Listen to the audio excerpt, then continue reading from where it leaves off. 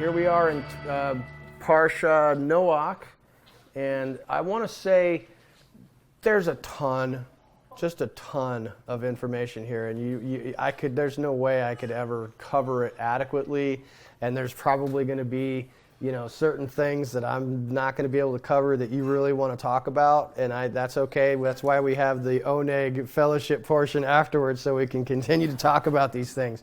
But I will say that I have a certain few points that I want to touch on, with the things that kind of stood out to me and that we'll discuss this evening.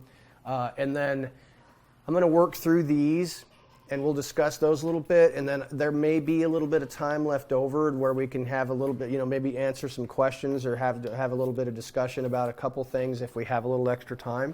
So let's see, what we can get done and see what happens. But big portion here. I mean, as far as Torah portions go, it's not that big. It's just there's so much happening here. It's really, really important stuff, too. So let's just get diving right in and see what we come up with.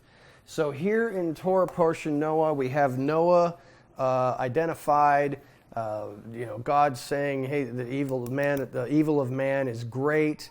I'm going to wipe this place out. Build yourself an ark. Here's how you build it. Bring in these animals. The floods come. We got all kinds of just death and destruction going on. And then we got Noah coming out of the ark. We've got the Tower of Babel, and the descendants of Cain, not Cain, but Canaan, Ham, the descendants of Ham, and we'll talk about each one of these things at least to some degree and see if we can touch on some salient points. And I think you'll recall that last time we were talking about these Torah portions that I wanted to bring to your attention a couple of different factors. And one was, what might these things teach us about God? What might these things teach us about ourselves? And is there something that we're supposed to do or know in relation to these Torah portions? So let's see what we can glean from this section. Now, the first thing I want to point out to you is backing up just a little bit into the end of the previous Torah portion in Genesis 5:29, we have Noah's father saying, the text says that he named him Noach, saying, "This one will comfort us concerning our work and the toil of our hands because of the ground which Yehovah has cursed." So they name Noah Rest, saying this one will give us rest. Now the question really is, did Lamech get it wrong? Did Noah bring rest and comfort? How so, Jimmy? I don't know if he brought comfort, but he definitely brought rest. How so? It's hard to work when you're 20 feet underwater. That's a rather cynical view of it, yes, but that's correct. So I there's... Yeah, indeed. Yeah, I'm sure Noah was a hard-working dude. There's no question about that. So, this is a puzzling little thing. I mean, is he prophesying for way, way, way into the future? That somehow like a descendant of Noah would bring rest, and he just, his prophetic vision was cloudy, and he saw rest somehow connected with Noah, and he incorrectly attributed it to Noah himself? That's possible. That's really the only possibility that I can see. Is that his prophetic vision was clouded, and he saw a descendant of Noah through his son Shem, which would be where we get the Semitic line, which would come Yeshua and ultimate restoration. And it's interesting that if you look at Revelation chapter 22, those first couple of verses of chapter 22, you can see all of the things that God says are wrong in the earth are repaired and fixed in Revelation chapter 22, verses 1 through 5. Every single one of them. In the same order in which they are mentioned. Which is quite fascinating. It's a quite fascinating thing. If you kind of compare the problems that they have in the earth that is causing God to wipe that place out, those same problems are addressed in Revelation chapter 22, verses 1 through 5. In fact, I think we should just go ahead and read it real quick, just so you get a feel for it.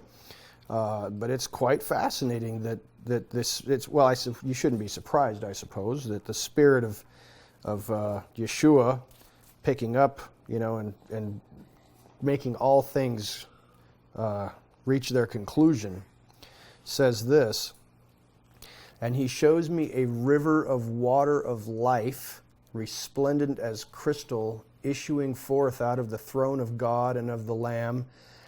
In the center of its square and on either side is the river, the tree of life, producing 12 fruits, rendering its fruit in accord with each month. And the leaves of the tree are for the cure of the nations. And there shall no more be any doom, and the throne of God and of the Lamb shall be in it, and his slaves shall be offering divine service to him, and they shall be seeing his face, and his name shall be on their foreheads, and night shall be no more, and they have no need of lamplight and sunlight, for the Lord God shall be illuminating them, and they shall be ruling for the eons of the eons." So that's a fascinating connection if you want to, make a note regarding that to yourself and kind of look at that this weekend to see how those things are connected there. Jimmy? Why do the nations need to be cured in that era? From what? It says that the leaves of the tree that produces 12 different fruits, that the leaves will be there for the cure. For the healing of the nations, yeah. I would have thought we'd been... Well, I think that's a metaphorical healing, a restoration, so to speak. And I would guess that and I could be wrong, but my estimation would be if you look at that word, it's probably like a restoration, a restoration rather than a healing, so to speak. It's like all of the turmoil that had been throughout history is in the process of being restored and refreshed and renewed, and that It just seemed, I've always thought that when heaven happens, that everything's going to be perfect, absolutely perfect, and can't get any better.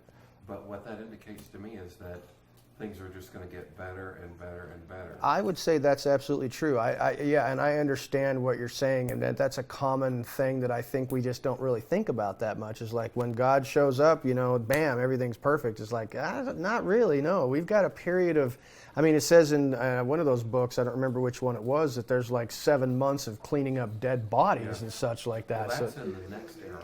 This is talking about the era after. Yeah, it's true that. True. Well, you remember that there was a gigantic battle at the end of the 1,000 years, so there's going to have to be... No, that's talking about, that's the eternal, after the 1,000 years. Angela, I apologize, carry on. Restoration is a process. It's not instant. Yeah, absolutely. Carla? Well, I was going to just say that too, and I just think how much I know, but I don't know. Yeah. He's going to have to teach us. Sure, absolutely. In the time to come. Absolutely, And, yeah. Restoration and shalom. Shalom is restoration in every part of your being. Yeah, and it takes time. It definitely is going to take time, both at the beginning of the millennium and at the beginning of the eternal kingdom, probably. Exactly. Gracie, did you want to add something? No, I just thought that it was during the millennium, and when I looked up the word, it's more like can also be like a domestic healing or restoring. Yeah, bringing back. Right. That makes sense. Yeah. Yep, absolutely. So did Lamech get it wrong? Probably not. He just maybe didn't connect it to the right person. That's possible. Bad timing. Bad timing, exactly. So interesting idea regarding the Hebrew sages thinking about the curse of Adam. That the rabbis have said a most curious thing, and I don't know why you wouldn't think of this. It's kind of interesting, but they suggest, and I'll bring up this little chart here. You've probably seen the lifespans of the patriarchs. It's fascinating stuff. But look at this line that I have put up on the text right here. It shows that Adam had just died not very long before. Less than 100 years. Yeah, less than 100 years previous, Adam had died when Noah was born. And the rabbis have suggested that perhaps a lot of these people who lived contemporaneously with Adam believed that the curse that God had placed upon the ground was tied to Adam. And that when Adam died, the curse would be lifted. That somehow they thought that the curse that God had done to the ground was tied to Adam and himself. He's the one who screwed it up. He's the one who screwed it up, so when he dies, things will begin to get better. That didn't happen. When they weren't getting better. That's true. That's true. But some have surmised that that was the thinking behind saying that Noah is going to provide us rest, is because the curse is going to be over. I mean, you got to think about this. It has been 900 years. A lot of time has passed, and so they're thinking, man, we've been operating under this curse for 900 years. Surely when Adam dies, I mean, he's the guy who started it, it'll all be over. And Noah is going to be this new and fresh start, you know. Didn't quite happen like that, but it's an interesting idea.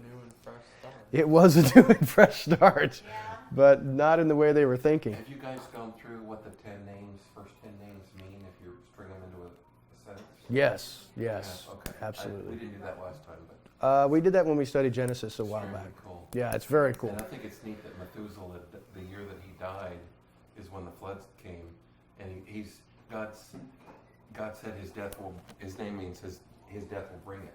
Yeah, And that shows the grace that the longest living man that ever lived, 969 years, is the guy whose name was tied with the flood.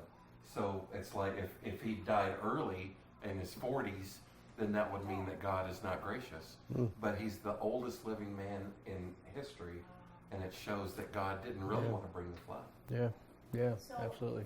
just in line with the name thing, God, in his divine sovereignty, is the one that caused these people to name these people these Yeah. things. Prophetic. Yeah. So Noach is still God's chosen Yeah, name for it. absolutely. You know what's fascinating too, Jerry? Go ahead. As it was at the end of the first creation, which was the flood, at the end of the millennium, you got a repeat of the exact same thing. Yeah, God is going to release Satan for a little while, and the Bible says that every living human on the earth is going to go against Christ. Mm-hmm. It doesn't seem possible to me, but if you look written right there, it says there won't be one person that goes into the millennium that will be saved. They'll all rebel against Christ. it's falling upon those who are deceived, for sure. Yeah. Now, whether that's a misquote or what, I don't know. Are you saying that everybody in the millennium is going to rebel against? That's what it says. I don't think so. Not Well, we'll have to review that. I don't want us to get. I'm just saying that's what it says. No, yeah, that could be. Jerry, would you make a note of the passage that you're referring to? And that would be a great discussion point when we begin Oneg afterwards, because I'd like to take a look a little bit deeper into that. That's a fascinating statement, Gerald. Could you remember the slide number on that and leave that up during Oneg? I can, yeah, absolutely. I love that. Absolutely. So there's that idea. It's quite fascinating. Now, interesting, I looked at the idea that, it's always puzzled me regarding why God decided that destruction of everything was the answer here. It's like, I'm killing everything. Why? I mean, he could have brought a plague that would have killed everything with the breath of life in it, some kind of plague that's transmitted through the air or something to just kill all the humans. Why did he need to kill the animals? What was the deal with that? The humans makes an animal abomination. That if Keith were here, he'd say it's in the movie. I'm kidding. He said he thought that maybe the animals had become an abomination because of human interbreeding with them or something. Not with them, but interbreeding them. Well, you never know. You never know. No, you don't. But it is suggested in some of the more speculative literature that indeed that the animals had actually begun to abominate themselves, and as a course of nature were interbreeding with animals that were not of their same species and were creating some kind of weird hybrid abominations. And the rabbis have even gone a little bit further and said that when sin was introduced into the world at this time, that the link between human depravity and the earth and the creatures of the earth was closely intertwined, and that it had become to the point where the animals couldn't even breed anymore. They had corrupted themselves and their own DNA to such an extent that the animals could hardly even breed. Mules can't breed. Yeah, I know. They're sterile. Yeah, absolutely. That's why God says you don't like them. He wants everything to be able to have babies. So that's a good thing. A good point is that, and I think that's probably one of the things that they have speculated on, is that these animals had become corrupted to such an extent that they couldn't even breed. It is suggested that the whole earth itself was. You think the earth is groaning now, as Paul would say. It was much, much worse then, and the crops wouldn't grow. It was just really bad, and that man's sin was somehow really closely intertwined with the destruction of the whole planet and animals, and that afterwards God kind of separated that a little bit so that the sin and depravity of man was not so closely intertwined with animal life and the natural evolving world. Angela? Noah's name is made up of 2 letters. The Noon. Which is perpetuation. Yep. Or seed or heir continuation. Yep. And the het, which we covered, we did a whole, I did a whole week on it and how it looks like a DNA chain. Sure, yeah. Okay, so it also means outside and a wall. And so one way of looking at Noah's name is perpetuation outside of the wall. The wall being that DNA that kind of, because nowadays you cannot have a cat and a dog make a cog. It's not possible. So maybe the rest that was being brought was the perpetuation outside of that DNA wall, that there was a corruption. Yeah. And that corruption was being brought to an end. Sure. with Noah. That's certainly possible. Yeah. Jimmy? This is metaphysical. Uh-oh. So brace yourselves. But we see in Revelation that there's a partial healing of the animal nature. Yeah. And I think that's because there's going to be so little sin permitted on the earth and the reason why they lived to be hundreds of years old early on was because there was so little sin in the earth. But as sin increased, then the principalities that govern nature get corrupted, and they can't allow natural law to be healthy anymore. And so when the flood came, there was very little sin left in the world. There's only 8 people. And so I would think that there would have been a rebound of everything was sagging and getting worse and worse and worse. The flood came, wiped out all the sinners, and then nature healed It's certainly, that's certainly and now possible. It's going back down again. Yeah, that is certainly possible. You know, what occurs to me also as I was taking notes on this section is that you compare, for example, God taking a more hands-on approach, and you do a comparison between Genesis 6:9, where it basically says that Noah was a Sadiq, a righteous man, and Tamim, pure, which is an interesting way to describe him. And then, what's that, Angela? Oh, and then if you compared that with Genesis 17:1, where God is talking about Abraham, he says that Noah was Tamim. He says to Abraham, "Walk before me and become Tamim," which is weird because you would think perhaps that Noah was a more righteous man, or that Abraham was a more righteous man than Noah. That's speculation because it seems like the rabbis have said, which is quite fascinating, that Noah wasn't a particularly righteous guy. He was just the best that was the best that there was in those days. Or maybe his genetics banks had not been ruined. Possibly, yes. But what they have said is that it is by the grace of God completely that Noah was rescued with his family altogether. It's also speculated, and I think it's totally reasonable to not assume this, but allow it, that Noah's sons, Shem, Ham, and Japhet, were not his only children. Huh. That he had probably many more children, After would them? think. both before and after them.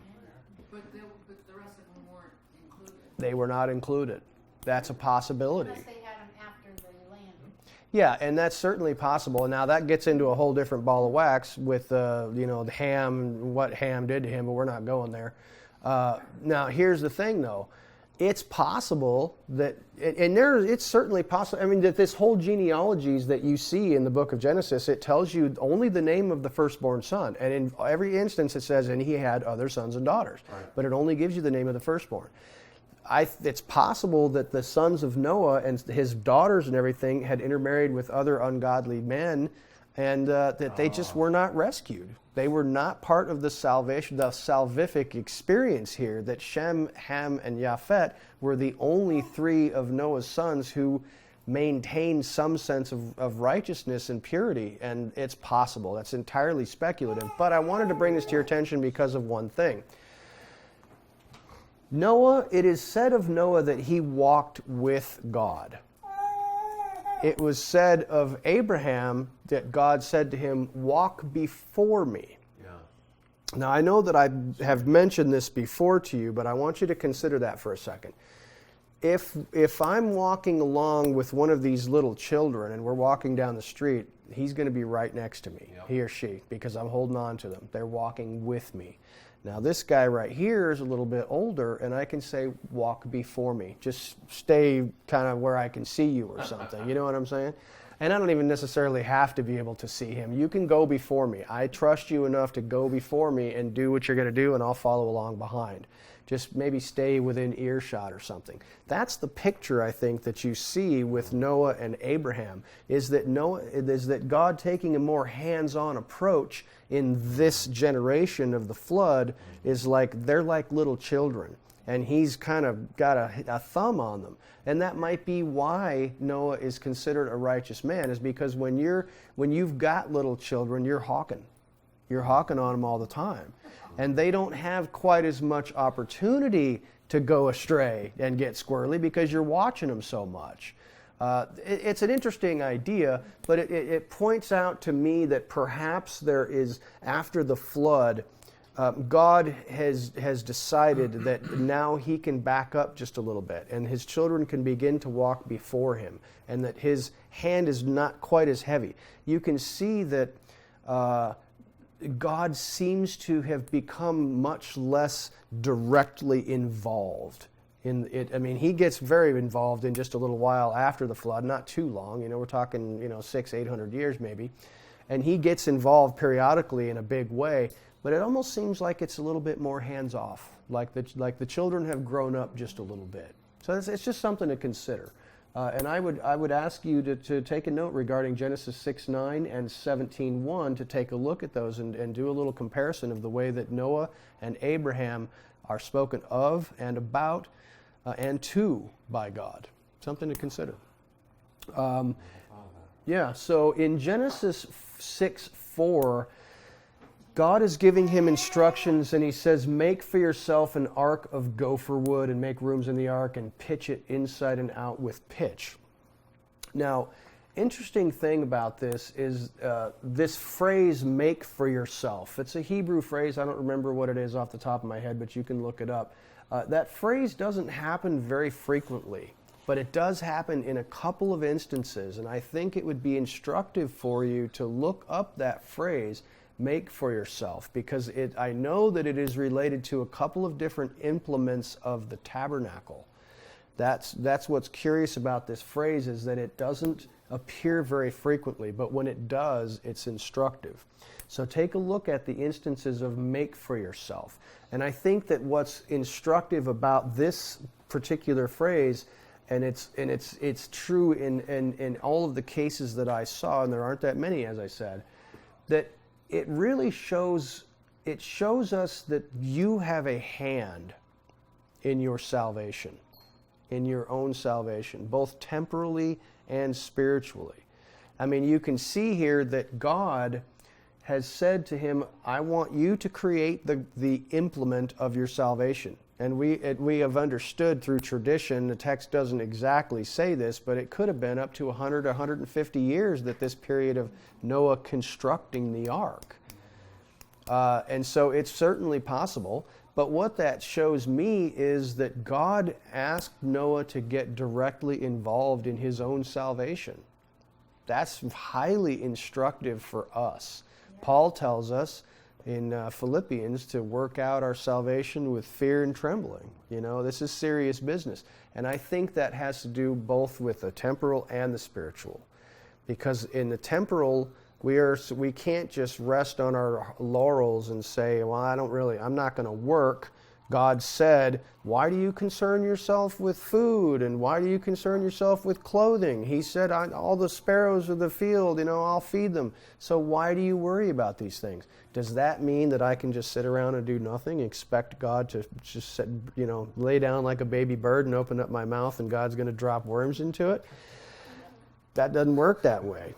He also says working out our salvation, meaning I have some things to do. He's going to grant me the salvation of my soul, and he's going to grant me eternal life, but he wants me to get involved in the working out of this. And it says also in one of Paul's other writings, I don't remember which it was, that God prepared good works for us that we would walk in them from the foundation of the earth.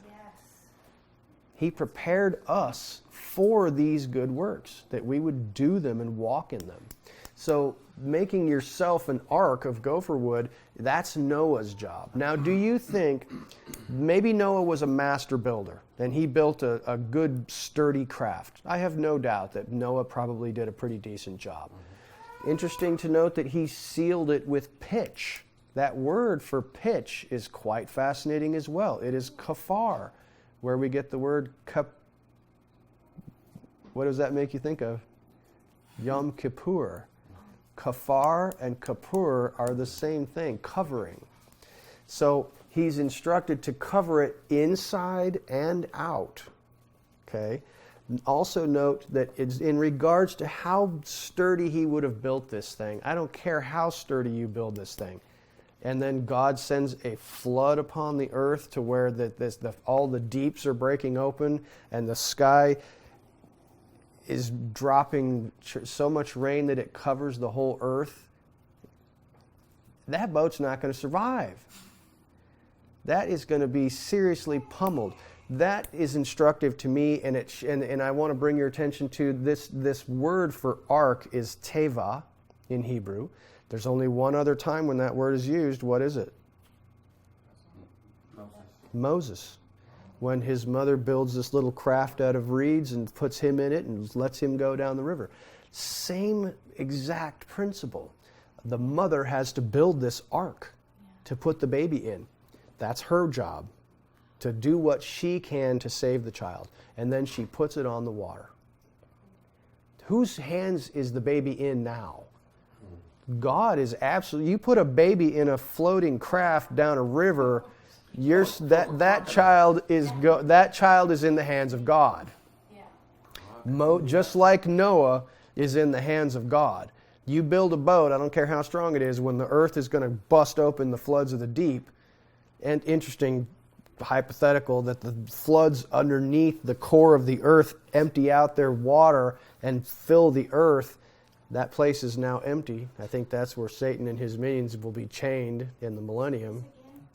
The great deeps, the abyss that opens up in the core of the earth to let all this water out onto the surface is now empty.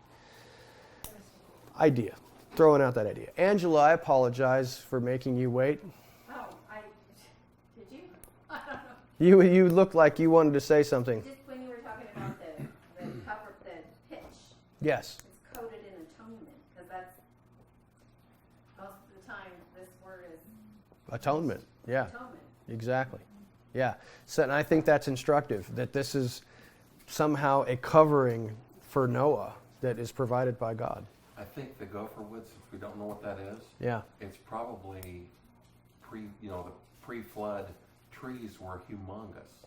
It could be. And so you're building this long, long boat. You don't want to build it out of toothpicks. No. You build it out of really long pieces of wood. Sure. And I'm sure some of those, like the sequoias, are fantastic. Yeah. Did you guys ever see that version of the movie Noah with Russell Crowe or whatever? No. Dude, let me just tell you something. I watched it the first time and I said, I said no, that don't work for me.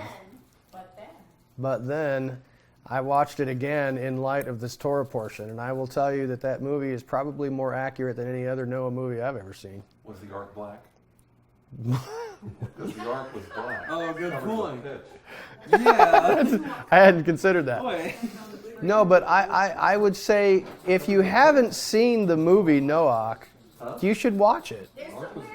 There's some weirdness there, but yeah, we'll talk about it at Oneg. But I definitely think it's instructive. It is. I think that what you should realize is if you watch that movie, it is made from a Jewish perspective and not a Christian perspective, which is quite interesting. Because we muck it up. Yeah, so it's just interesting. I thought it was actually quite good.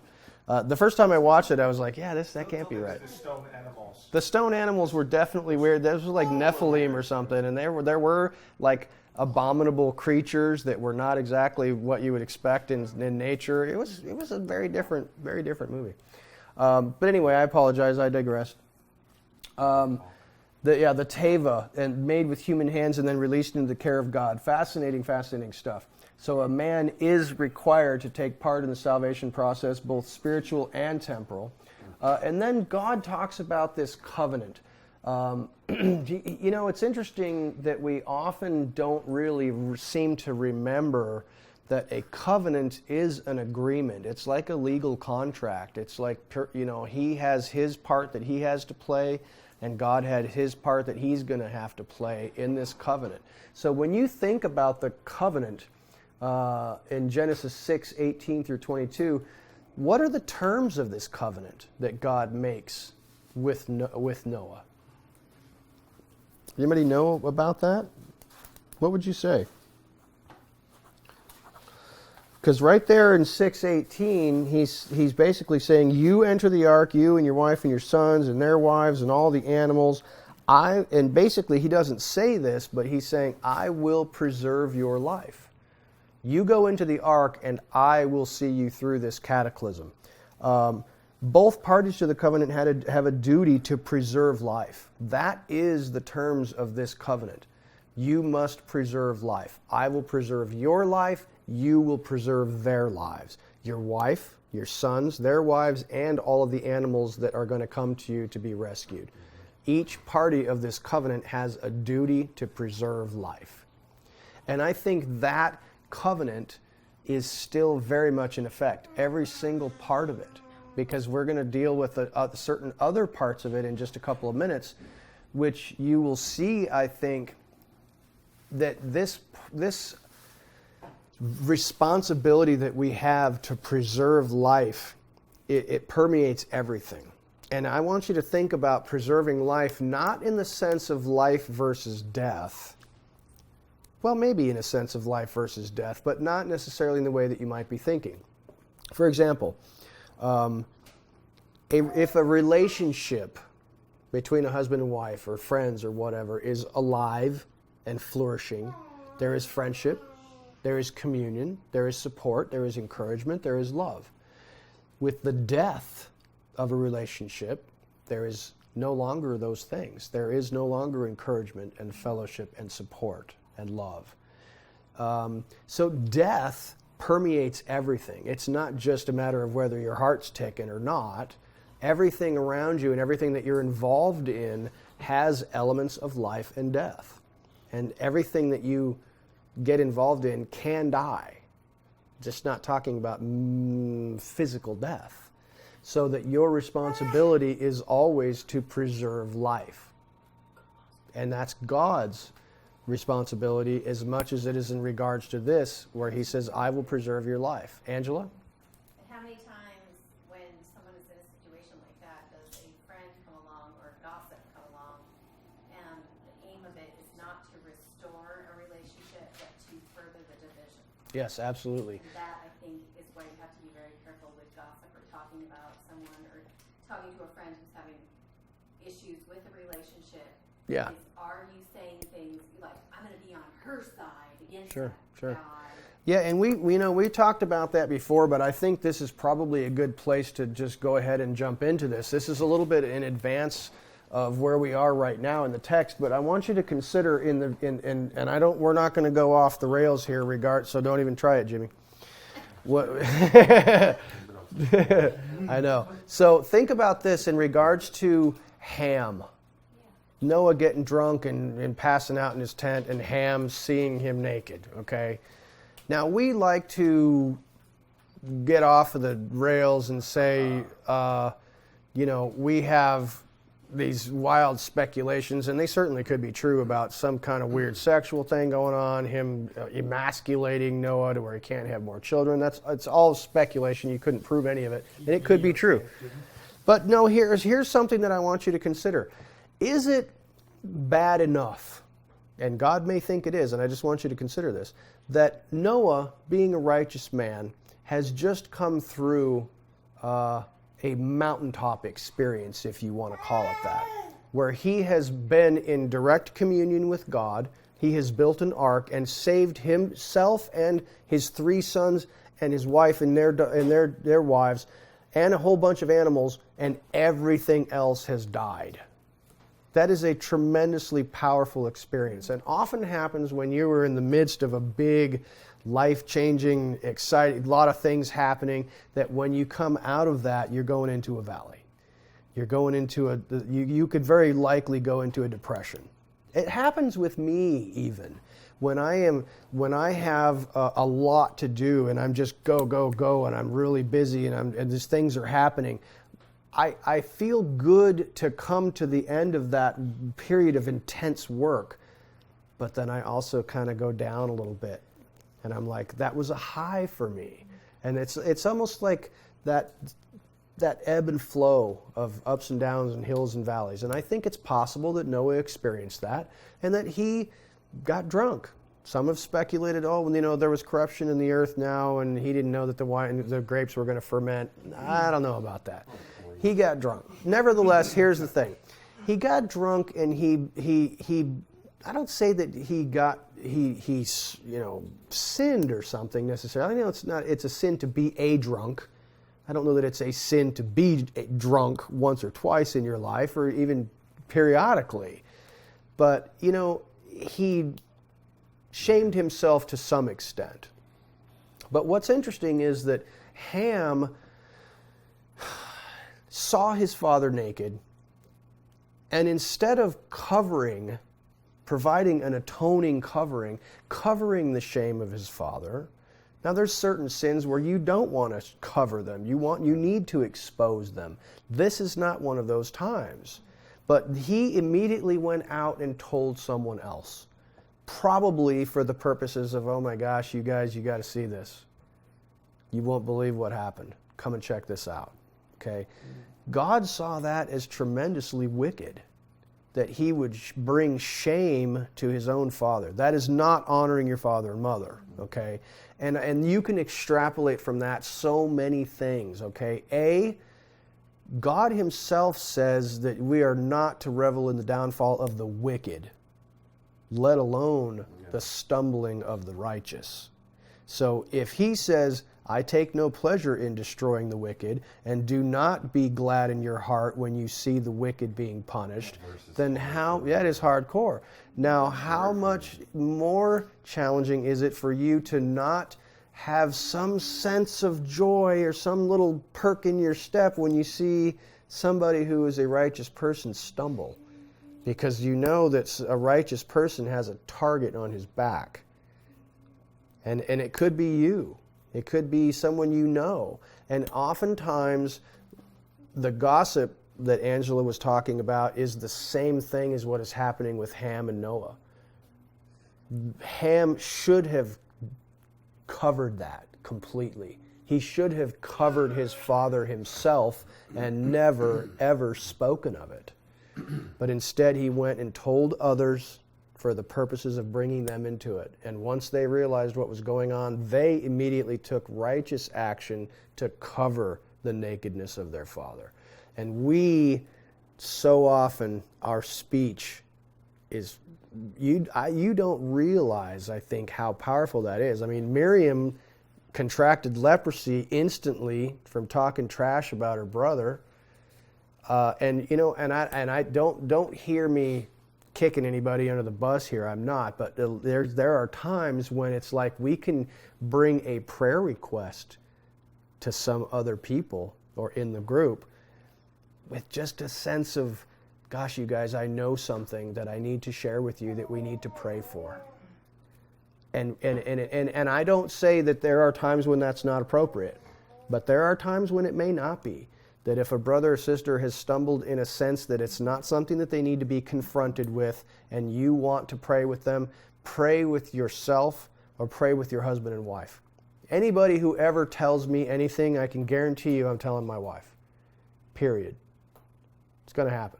Well, No, I mean, and I tell people, it's like, can you keep a secret? Not from my wife. If you tell me anything, there's a good chance I'm going to chat about it with my wife. And I think that's healthy and normal.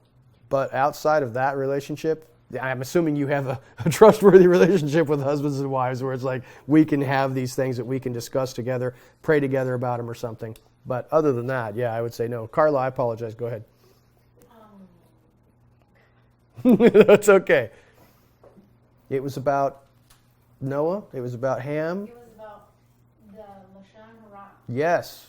Evil Because speech. It's likened to murder. Yes. So if you consider that spiritually occurring on the earth again, Yeah. you know, and that's the first mention when it happened Yes. after the flood. Right. So it's on the earth. Something has to be done. Yep. Absolutely. And in the Lashon Hara means, Lashon is tongue, Ha is the Ra is evil, the evil tongue, evil speech. And it says in Leviticus that that's standing in your brother's blood is literally what it talks about with evil speech. John. It's kind of interesting that here Noah he's making this curse, right? For Ham. Yes. Well, not for Ham, for Canaan. Ham's fourth son. Canaan, yeah, sorry. Yes. But it's kind of interesting because it's now not that God is doing the cursing, but he himself now feels powerful enough. Kind of what we see with Moses and with Abraham several times. Yes. There comes a point that they're mature enough to say, okay, you know what? I have a little power. You will be cursed. It's an interesting idea that you bring up, and that's very interesting because we see that happen only with a handful of patriarchs.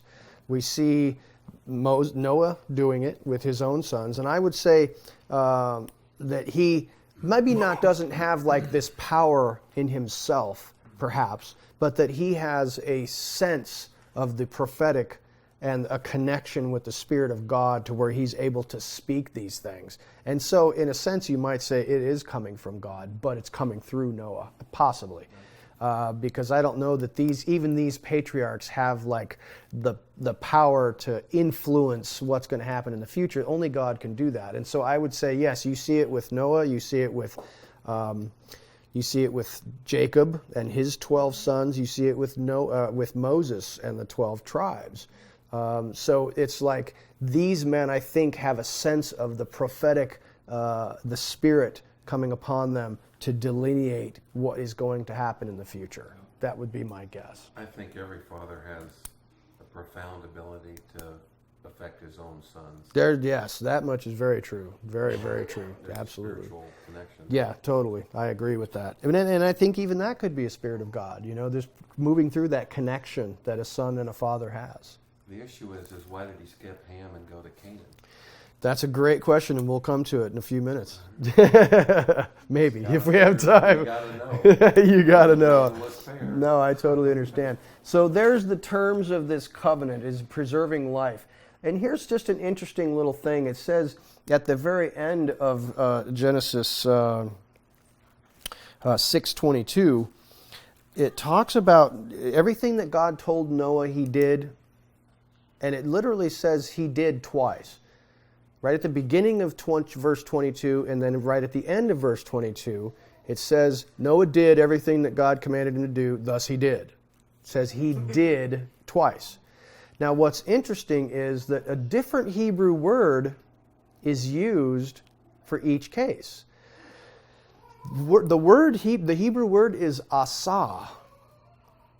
But what's interesting is that it's spelled defectively in the first case, but not in the second. It's missing a hey, the Hebrew letter hey, in the first instance, and it has the letter hey in the second instance. Now, you know how we are about sewed meanings of the text and trying to see these interesting little things. And it just occurred to me that what is the hey in the Hebrew language kind of signify, Angela? Spirit or breath. Spirit or breath. So if Noah is doing, according to what God tells him to do, without a hey in the beginning, and then doing with a hey at the end, what does that maybe suggest? God joined him halfway through. God joined him halfway through. Good job. That's a good enough answer. I would suggest that perhaps it means that Noah had begun to work by the Spirit of God. That the Spirit joined in his work at some point. Angela? Abraham started. There you go. When Abraham has his name changed from Avram to Abraham, that's the letter that was... Sarah also got a hey in her name. And so Noah's work had a hey attached to it. So would that mean perhaps when he planted the vineyard, it was on his own doing? You know, and That's the results of that? possibly. Because he wasn't working with the Spirit? Possibly. I don't understand. That's possible because there are two things that it says Noah is doing. Now, this is before the flood even comes, okay, when this is said. This is in relation to him saying, build the ark and gather the animals. So that we're still in chapter 6, so the flood hasn't fully come. But that's not any reason why we can't extrapolate that general principle of working in the Spirit and not working in the Spirit to everything in his life, potentially. So it's something to think about. It's just a curious anomaly in the text. And then destruction and restoration, it's fascinating that you can actually see creation being undone. This is creation in reverse. The conditions of the world before God even created it, where it's all chaos and the whole place is covered by water, it's done. It's done over here. It is literally like creation has gone in reverse. The whole act of creation is undone, except for as far as what's on the earth. Now, there's a couple of things that are curious here. Number one, it just occurred to me that it literally says in the text that everything that was on the land that had the breath of life in it died. Now, what does that exclude? Now, could birds survive? Angela and I was talking about this earlier. I'm like, okay, possibly some of the birds could have survived, but here's the problem with that. Let's say that they could fly around for a while, but they're going to get tired. Now, certain birds, like ducks, can land on the water and float around. But then, okay, how long was the earth covered in water with no food? What about all the dead people? Ducks don't eat dead people. What about carnivorous? Crows do. Crows. Okay, Yeah. it's possible. It's possible. But so there is that. So what? Birds were, What's that? mine says birds perished. Your notes. No, my translation. Verse 13, they all perished. The birds. Yeah. Okay. All that So was on the okay, and all I'm saying is, how did that happen? They're not going to drown. Ducks can float, but what can they eat? Now, a raven, for example, can fly around for a good while, and it can land on debris. It can land on a dead body. It can eat a dead body. Why would it not survive? Angela? I was thinking there might have been a problem with the air, but that wouldn't explain how Noah and the animals. Okay. So birds most likely died mostly because of no food. Or something else might have caused them to die. But what does it say didn't die? The fish, the animals that were in the water. Where does it say? But that's talking about the oceans, not rivers and streams. I mean, not alligators and amphibians, whatever you want to call them. And I'm not saying I know this for a fact. It's just occurring to me. Carla, what do you got? I had a miss. Okay, no, that's fine. It's just occurred to me as I was reading this. Well, what about the fishes? I mean, they're in the water. Why would they die?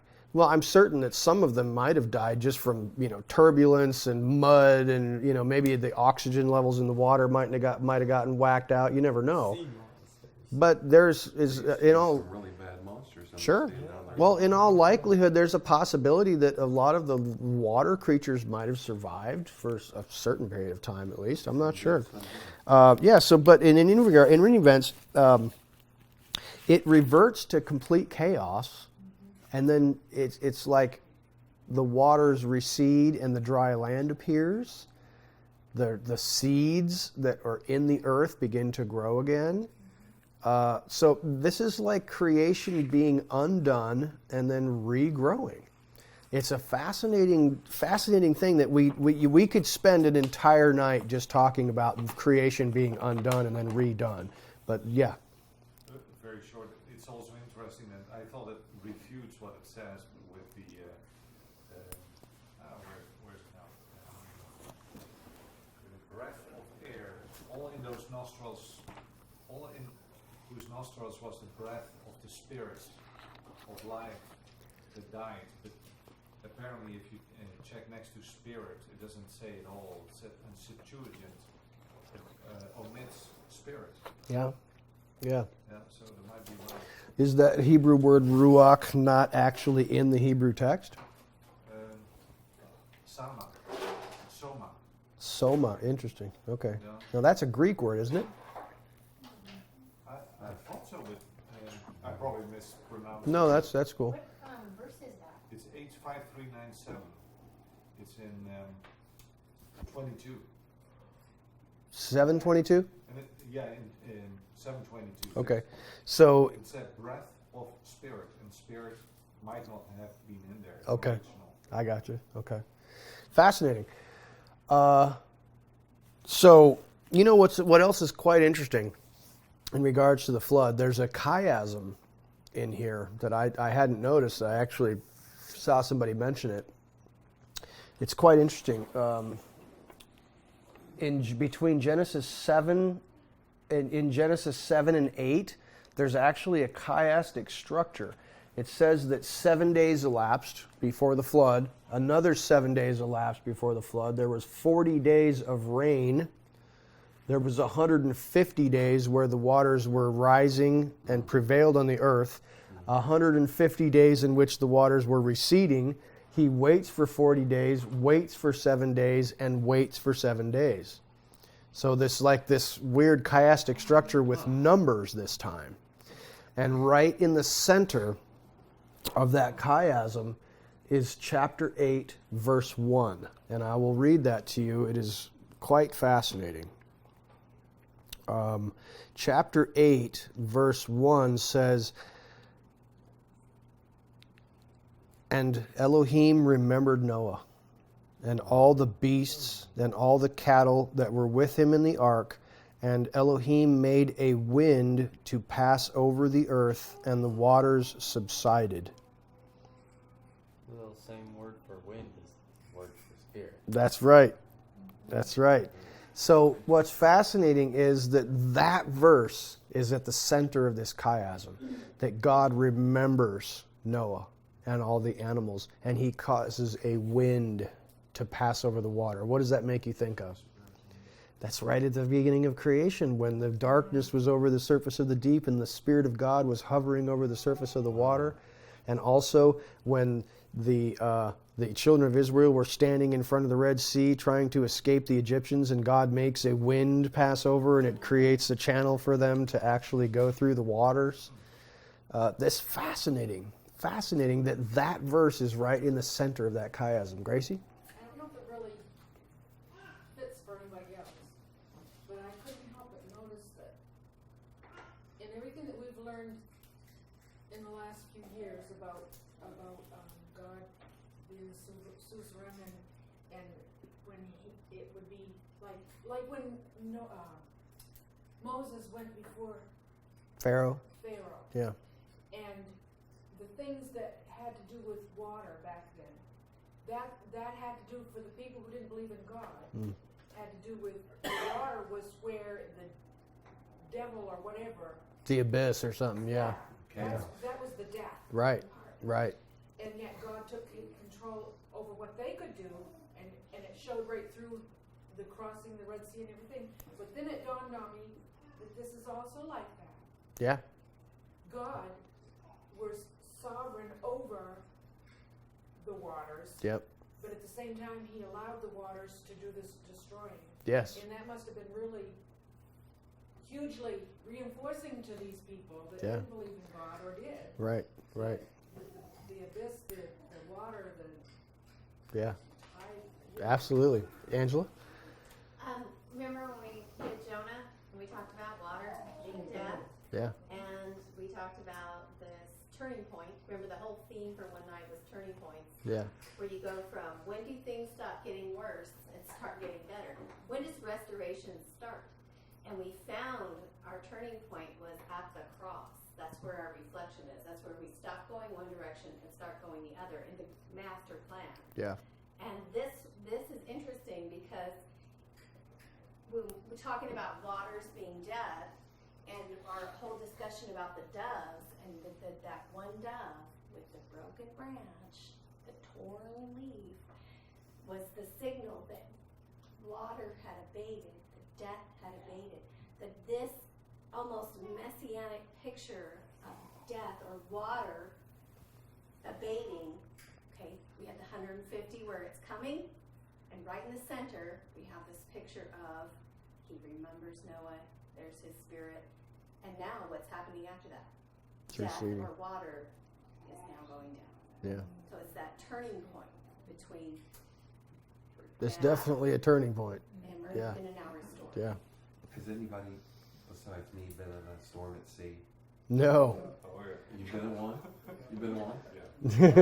I was in one where the captain started praying out loud, and sobbing. That's not good. Boo-hooing. That was Okay, so I may actually get through this. I'm trucking forward. We're doing all right. And Jimmy, what were you doing? bailing water. Bailing water. With the igloo cooler, I was bailing water out. Atlantic Ocean. Not anymore. So next we have Noah coming out of the ark and establishing an altar. And I just want to make a couple of comments regarding an altar. I know John sent me a question regarding sacrifice, that Noah did when he came out of the ark. Looking at what if you look at the Hebrew words that are in relation to this altar, we have mizbeach and a couple of different words which are all tied together in that one little paragraph where it talks about him establishing an altar and then making elevation offerings, an olah. Those words are all connected have the same Hebrew roots, which means to lift up. To lift up. An altar, a mizbeach, means it's something that's lifted up. And then these offerings that he's making, an olah, means to make it go up. So it's the smoke going up. So what's interesting is, and that how do you have to make an altar to God? Unhewn stones. Unhewn stones and earth. And it has to be connected to the earth. Okay, you can't raise it up on something. You can't chisel the stones. You can't use a single stone because that's what the pagans do. So you have to build it from connecting the ground and elevating it, lifting it up. And everything is about something going up. And I want you to have this picture in your mind. And we'll get into this much more deeply when we get into the book of Leviticus. But the sacrificial system, bless you, is really a different thing than us as Christians really have in our minds. Notice that God did not command Noah to make these sacrifices. Okay? This was a spontaneous act of worship on the part of Noah, and a sacrifice in the Hebrew mind, in the book of Leviticus especially, most of those sacrifices are a voluntary offering to God, which is symbolic of yourself. I don't know if you've ever heard that, but I want that to stick in your mind, that a Hebrew, in almost all cases of making a sacrificial offering, is placing their animal, or at least parts of it, especially in the case of a whole burnt offering, placing that animal on the altar as a symbolic representation of themselves. This is me sacrificing myself, everything that I am, everything that I have, to you. That's why it says you shall love the Lord your God with all your heart and soul and mind and your, I don't remember the word, You're very. That's what it's, your moedeka, your everything. And the Hebrews have had a hard time translating that word.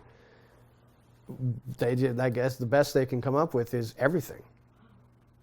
It's an interesting word.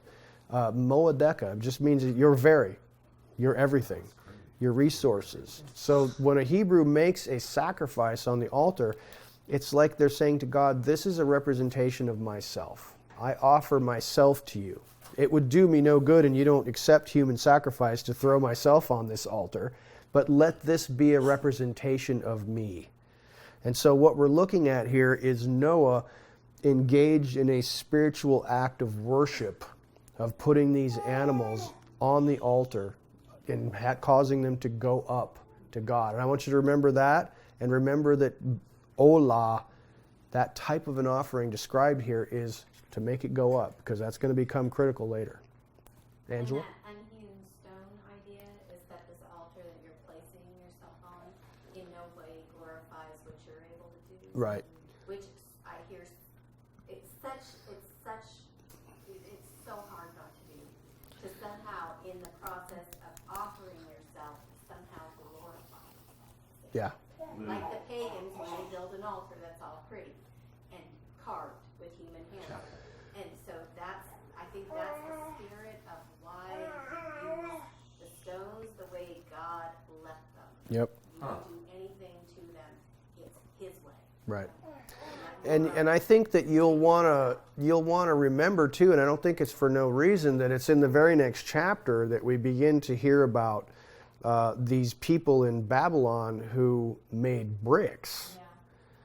And it says, come, let's make white, burning.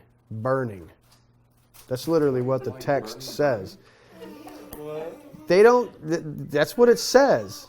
It's, it's Laban, like Jacob's uncle Laban. It's the same word.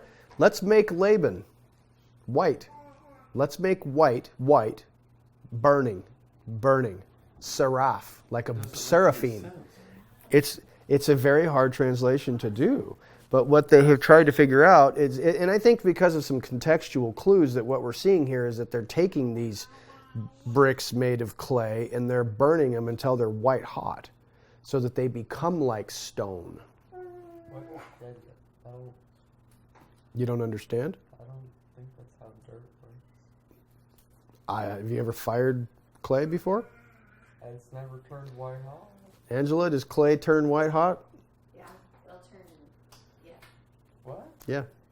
If you've ever peeked inside of a kiln, It glows white hot. glowing, Oh. almost. It's yeah. So the idea here is that with an altar that you're elevating, yeah, it's sucking and it's turning those into like stone.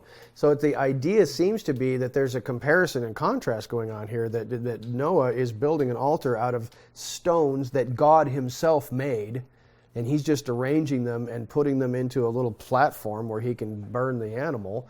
And then you got in the next chapter these people who are getting together to burn their own little bricks that they've made and make their own stones, to make something for their own glory. It says what? So that they can make a name for themselves.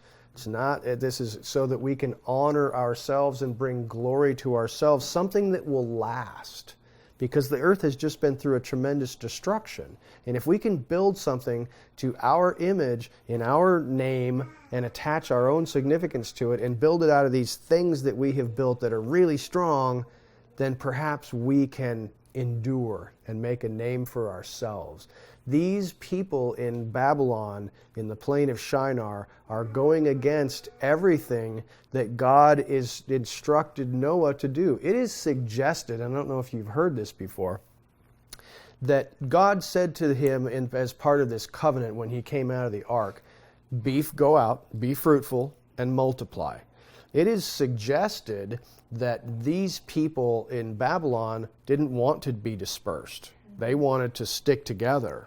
Okay, but lest we be scattered, okay, that's exactly what they said. They're trying to make a name for themselves and they don't want to be scattered. It's also been suggested that, and this is totally hypothetical and somebody's speculating, but they have suggested that they did not impregnate their women because they wanted them to maintain their shapely young lady figures so that they would not get them pregnant. That is what is speculated by the rabbis regarding these people in Babylon, is that they refused to impregnate their wives and give them children because they wanted them to keep their girlish figures. I know there's no future there. It seems a little weird, but that's the speculation. But it's clear in my mind, and you I don't know if you've heard this also, but it seems that Nimrod is a black guy from the line of Cush. They have little figurines and statues that they have found of Nimrod, and he's definitely a black guy. Yeah, he's very distinctly a black person. Nimrod is a black guy, and he basically, what it says is that he was a hunter, right? Now you know what they're talking about there. He doesn't mean he was really good with a bow and arrow. He is a hunter of men.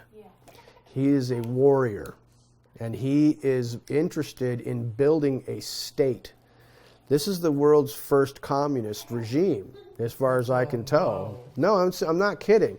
They seem to have subordinated their own individuality. We're not talking about all these people getting together in unity and trying to decide, all of us getting together with this idea, let's build something. It was like, they got together in uniformity, and he said, let's build something, get to work. Angela? And still, even in the modern day, doesn't a great public works project seem to always come out of socialism and communism? And it usually comes after a period of great upheaval. It's very, very interesting. And I think you got to remind yourself that Nimrod is very much a picture of an anti-Messiah, one of the world's first. I mean, you could say maybe Cain or a couple, and yes, that's an idea, but Cain built a city, and it's almost like Cain was like the spirit of the Antichrist in its infant stages. It's like, I'm going to establish a city and name it after my son. It's like he's got the inklings of empire building here, but Nimrod is where it appears to reach its full potential in the first instance, is where Nimrod is like, he's the world's first empire builder. And you don't get a lot of this from the text, but you do get it from certain extra biblical texts like the book of Jasher and stuff like that gives you additional information. And I think that's probably where the rabbis get a lot of their information. There were a couple of hands raised. Jerry? One of the rumors I've heard is that Nimrod was one of the giants. It's possible. A picture of a guy they call Gilgamesh, which a lot of people think is Nimrod. Sure. He's got a lion under his arm like you would hold your cat. Yeah. Full-grown lion. Yeah. So It's that's interesting. who that guy is. If it's Nimrod, he was a pretty tall guy. Yeah, absolutely. Junior, did you want to say something? Oh, you look like you were raising your hand there. Okay, Jimmy. A couple of things that talking about sacrifices. I was a Yeah. kid. I grew up on a farm, and we went to town and at an auction and bought a bull, and he was perfect. And I was a little kid. I could walk him around on a line, and he was friendly. He was a big Hereford, and he was perfect. And a little bit later on, and I could walk out on the farm anytime and pet him. He was just a sweet big dude. Lived to be really old, but when I was a kid, and I just a little bit later heard about sacrificing this, a perfect bull, I thought about him, and I'm like, I don't want to do that. I like Bo. His name was Bo. I'm like, I'm not him. Bo the bull. Hurts. I mean, it's a very expensive thing to do. Sure. And these are going to be sweet. They're not going to be wild, crazy bulls. They're going to be like pets, and it hurts. Yeah, that's a good insight. It Good insight. is. Was there another hand raised? No? Okay. Yeah. I was just taking on what Jerry said, because I've heard, like, in 10:8 about Nimrod, he said maybe he was a giant. I've heard that he began to be that. So he had some knowledge of that stuff. That is, yeah, I have heard some interesting speculations regarding, things that were going on in a kind of metaphysical, supernatural kind of way during the time of Nimrod. And, one of the things that puzzled me a year or so ago when I was going through this section again was that it was almost like God saw what they were doing, and somehow it was threatening enough to where he decided, I'm going to go down here and I'm going to put a stop to this. It's like, that was kind of concerning to me. And if you read the book of Jasher, you can see some very interesting things. Like, these people were building a tower and they were shooting arrows up into the sky, and God thought he'd play a joke on them, and the arrows would fall back down to the earth covered in blood. And it was the weirdest stuff. But, something that I read, it was like really weird, was that these people, and there's something in the Hebrew language there where it's like they were building this tower whose Rosh, head, was in the sky. And you know what it made me think of? That movie Stargate. Where they knew some kind of metaphysical thing and were doing arcane runes or something, and it actually opened a portal, to the heavens or something, and they were going to invade heaven and try to battle God or something. It's certainly possible, but I just thought, why did God decide, I got to put a stop to this? And went down there and confused their languages and definitely put a stop to what they were doing. I don't know that he felt threatened necessarily, but he saw some potential here for what these humans were going to do, that it needed to be stopped. Well, it sounds like it was going to be a reason to have a flood again, but he already said, I'm not going to do a flood.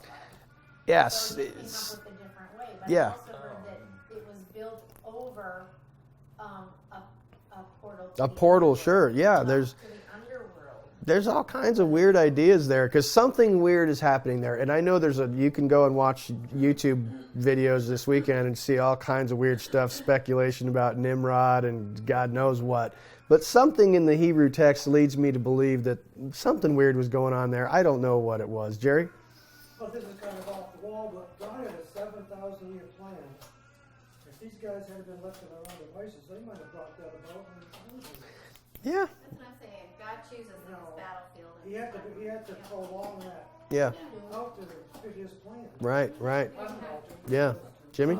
In the life of Julius Caesar, there was a letter written about the fact that the Tower of Babel was melting away, and what make sure you take a look at that when you're in that area. Go and see it. Really? Interesting. The letter. Yeah. Oh my God. It's a mound of clay, like. Well, what's interesting to me is that archaeologists think that they know where the Tower of Babel is, and it's like some kind of a one of those ziggurats. And like, that's not impressive at all. That's what are we talking about? Huh? It's not No, on a it's in mountain. a plane. No, it's in a plain, and it's like. If you're trying to go up, you should have started. Gonna do it ourselves. Well, yeah, it seems like a weird place to build. If you're going to build a tower to go up into the heavens, you don't go to a really low valley and start there. You go and you build it on a mountain if you want, if you really want to get up. But then you see these little steeped pyramids, that they have in Mesopotamia, the stepped pyramids. They're not that big. They're not that high. They have them in South America as well. It's like, what is it, 3 or 4 stories? They have them everywhere. Well, right now, but what if it has What if it sank down and it used to be much bigger? Who knows, man? there now? Yeah. Let's see, look. It's fascinating. It's I fascinating. don't think the point was to get physically higher. That's certainly. That's why I said it made me think of Stargate. Yeah. Great movie. I love that movie. In any event, I just have a couple more things that I want to cover, and we'll be wrapping this thing up, and we're doing okay on time. Thank you very much. Now, I want to point out the sign of the covenant rainbow and the principle of blood for blood and balancing the scales. Okay, this is huge. The rainbow, not so much. I may have a couple of comments about the rainbow, but this thing where he tells Noah, do not eat the blood. For anything that kills, its life must be taken. Okay, this is a powerful, powerful concept that I don't think you can overemphasize, and you need to realize this. God absolutely requires blood for blood. Period. And I want to elaborate on that for just a moment and make you realize just how far this goes. And I want to consider this one episode that's going to come up in the book of Genesis where this is very clearly demonstrated.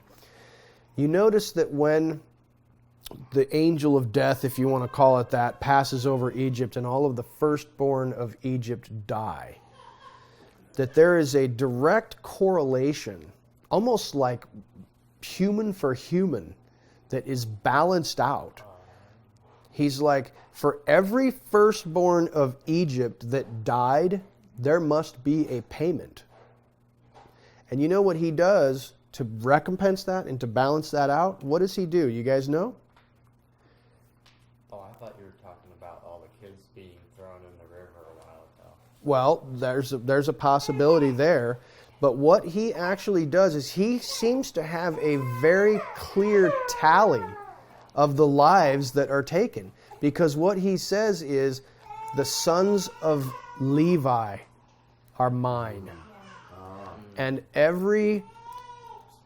but there seems to have been a shortfall, because when you look in the book of Leviticus, in the book of Numbers, it talks about them having to make a payment for some kind of shortfall where there weren't enough sons of Levi to cover the death of the Egyptian firstborn.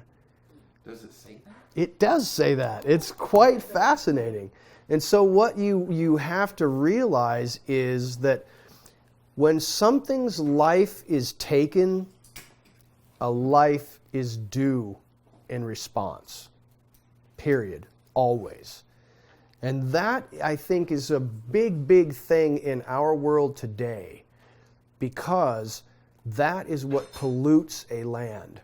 That is what pollutes the world, is the death of the blood. The blood is coating everything, because we have murderers everywhere whose lives are not being taken, and the scales are completely out of balance. Gotta bring back stone. Well, I don't say that necessarily, but there is this principle of life for life and blood for blood it's almost like a mathematical principle. It is that set in stone. It's almost like physics. It is almost like physics. God says, and he's even talking about it in this segment that you read it in, he's even seems to be talking about an animal that kills another animal. his life will be taken. So, blood for blood. The life is in the blood. We don't know exactly what that means, but even scientists will tell you there's something very special going on with human blood. Well, it speaks. I have heard that too. Well, it says that in Genesis when. Oh, Cain's bloods are in the ground and it can hear the blood. Yeah, absolutely. Think of how many people have been killed, and including abortion, Sure. on this earth. All I can picture is this sphere spinning throughout the universe and Yeah. screaming. Sure. With all these. Well, and think about this too, that what is the purpose of blood in the human body? It is to carry oxygen. It carries the spirit, the wind. That's what it does. It carries it goes into the lungs, and the lungs infuse it with oxygen, which then carries it around to the other parts of your body so that oxygen is flowing through all of your cells. That's fascinating. Alan? By the way, What? where heat. Yes. really is. Yes. Absolutely. Absolutely. Daryl? Where's that scripture that says the blood of one crime runs to the blood of another crime? Where's that at? That I don't I know. know that scripture, but that is related. Somebody Google that and find that. Angela? If altars are attached to the earth, and in Revelation you have the voice of the saints crying out from Underneath the altar? the altar, is that is like what Darla was saying about this screaming planet, the screaming. That is a fascinating insight. I had never considered that. That is a wonderful. Yeah, she said if the altar has to be connected to the earth, and in the book of the Revelation you hear the saints under the altar crying out for vengeance, is that talking about the blood of innocents in the ground? It certainly sounds like it to me. Just exactly like Abel being killed by Cain, and God says, I can hear your brother's bloods. That's weird that word is plural. Probably his children's lives also. Possibly, yeah. So that's a fascinating thing. But just remember that this principle, God is absolutely strict. We talked about it in the terms of this covenant. I will preserve life. Yeah. So when it comes down to the principle of blood for blood, I require a life for a life, and he is not kidding. And that is 100% guaranteed that he will have life for life. Jerry? And basically what he's saying is somebody commits murder, whether it be abortion or just going out and shooting somebody or whatever, if the court system does not give that individual capital punishment, which God says it's supposed to, Mm-hmm. and that means God is going to eliminate somebody somewhere else because somebody got paid for that murder. Now that's a curious thing, and I don't know that I would say. And some people have suggested but see, that to me creates some other moral problems. But I'm not God. But no, you're and people believe that. There are certain biblical scholars who believe that is actually the case, that somebody's going to die. Now, does that mean that somebody commits a murder and they get off, or they live in prison for the rest of their lives and their life is not taken, that they have escaped the punishment of God? No, not necessarily, because he can take their life both temporally and eternally. Okay, he can allow them to live and allow that innocent blood to fester, and then take their life to such an extent that they have no life eternally, because he is the author and the terminator of eternal life, possibly. Now, can that be transferred to some other innocent person dying for the sins of some other person? That to me doesn't seem right. I know that there are certain people who believe that, but to me that doesn't seem right. I can't say. Angela? I don't think that right there we have any business walking into that balance between remember when we talked about the two names for God, the Elohim and the Yehovah, the strict justice God and the merciful God? He is the one that balances those two things. And when we walk into that arena and try to decide how that should be sorted out, we are walking into dangerous territory. Sure. We need to stay away from that and let him handle it. It sucks though, because we want to. We want to, I know. You know, I mean, we want, like Jonah, we want justice. But justice might be, out inside time it appears delayed. Yes, But to him, he's outside time. absolutely. And so I think, like all of the war in Revelation, when the blood is so high that, that maybe that's making up for all the abortions. And Absolutely. murders. Could be a metaphor for him saying the blood has reached the horses' bridles. It's like what he's talking about is this whole place is just covered in blood because you guys have slaughtered innocents and you refuse to punish people who are guilty of murder. He's coming to recompense all of that. Innocent blood being shed God has a huge, huge problem with that. And that's a big thing that he's got to come back and rectify. What do the Jews do at the moment with these scriptures? Of course, we're talking about it is Yahweh that takes the punishment. But it is also a commandment, right? Yeah. Say, okay, if you kill someone and you have two witnesses, you will be stoned. And do they still do that? You mean like today? Like in Israel and not here in America? Is my understanding is that they do have capital punishment in Israel, but I could be wrong about that. They didn't. You thought they didn't? I don't know. I could be wrong about that. I would hope so. Well, we sort of do it. We kind of do it every once in a while. We do have capital punishment still in some places, and the whole thing about the two witnesses is when you're in a court of law, you need corroboration. Yeah. They call it. I think it's good. So it's still there. Yeah. It's Yeah, still there. absolutely. You can't just have one person say you did it. There has to be an extra, a second witness, whether it be a piece of evidence. So it's still there. Correct. Yeah. I knew a woman once who I was interviewing for the BBC hired me to interview this lady in America because they don't have like the death penalty in England, haven't had for a long time. And they were doing a story about how terrible it was that we have the death penalty in America. And they interviewed they had me interview this woman whose brother had been executed by the state of Arizona. And I talked with her about it, and she said it was horrible, and she hated the whole process, and she hated that the state was able to legally kill people and stuff like that. But she said something interesting to me. She said, I recognize that my brother did something very wrong and that he was worthy of death. I just was not okay with the way in which the state conducted itself and the way that they did it. If, for example, the family of the family member who my brother killed had killed my brother, I would have been okay with that. There you go. But yes, she almost seemed to be saying, if there had been like a blood for blood, the family of the murder victim had actually killed my brother, I would have been totally okay with that. But the way that it happened, I was not okay with that. And I said, that's interesting. It was quite interesting. So it was just fascinating. It was the only time I'd ever come across somebody that I got to meet who had someone who was executed by the state. It doesn't happen very often. But fascinating.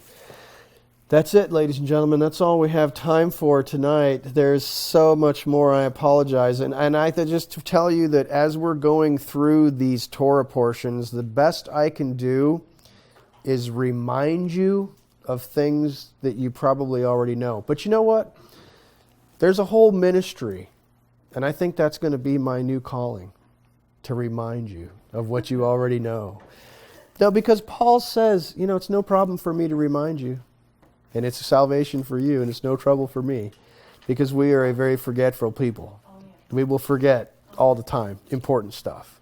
So, especially things that are of a spiritual nature. We just kind of tend to forget them. So, that's all I can do is remind you of things you already know. Gracie? I just want to share, Jerry showed me in the 119 Ministries, Yeah. Parashat Points of Noach. Yeah. They have just short studies on each section, Sure.